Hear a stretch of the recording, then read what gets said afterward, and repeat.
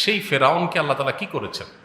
শুধুমাত্র তার জুলুমের কারণে দুনিয়াতে একটা সময় আল্লাহ তাআলা ওই যে ওয়া আমলি লাহুম ইন্না কাইদি মাতিন, আল্লাহ বলেছেন আমি তাদেরকে ছাড় দিয়ে রাখি যাতে করে পাপ বাতি হয়। ইন্না কাইদি মাতিন, যখন আমি ধরি সেটা খুব শক্ত ধরা হয়। আল্লাহ সুবহানাহু ওয়া তাআলা ধরেছেন তাকে, যখন ধরেছেন তখন শুধু তাকে শেষ করেন নাই, সে সমুদ্রে নিমজ্জিত হয়ে শুধু মারাই যায় নাই। আল্লাহ বলেছেন ওয়াকাযালিকা নুনাজ্জিকা লিবাদানিকা লিমান লিতাকুনা লিমান খালফাকা আয়া, হে ফেরাউন তুমি শেষ হয়েছ, কিন্তু তোমার এই দেহকে আমি নষ্ট হতে দেব না, পচে গলে শেষ হতে দেব না।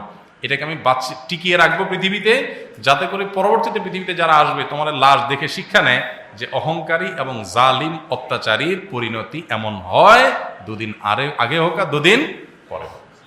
অনেক সময় ধৈর্যের পরীক্ষাটা একটা লম্বা হয়। আজকে ফিলিস্তিনের মানুষ তারা মাজলুম, জুলুমের শিকার, বছরকে বছর পার হচ্ছে, যুগ যুগ পার হচ্ছে, কিন্তু সমাধান হচ্ছে না, একটু দীর্ঘ হচ্ছে।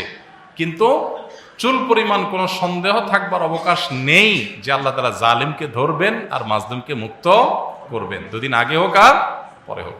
এমনকি দুনিয়াতে আল্লাহ যদি কোনো কারণে কাউকে পাকড়াও নাও করেন, আল্লাহর কোনো হিকমতের কারণে, আখিরাতে আল্লাহর পাকড়াও থেকে বাঁচার কোনো উপায় থাকবে না। সো জুলুমের শাস্তি অত্যন্ত ভয়াবহ। আপনি দেখবেন কারুন যখন জুলুম করেছিল, অহংকার করেছিল, আল্লাহ তাআলা তার পতন ঘটিয়েছেন এবং তাকে পাকড়াও করেছেন, অপদস্থ হয়েছে সে। ফেরাউনকে আল্লাহ তাআলা করেছেন। এক সময়ের সুপার পাওয়ার সোভিয়েত ইউনিয়ন কোথায় এখন আছে?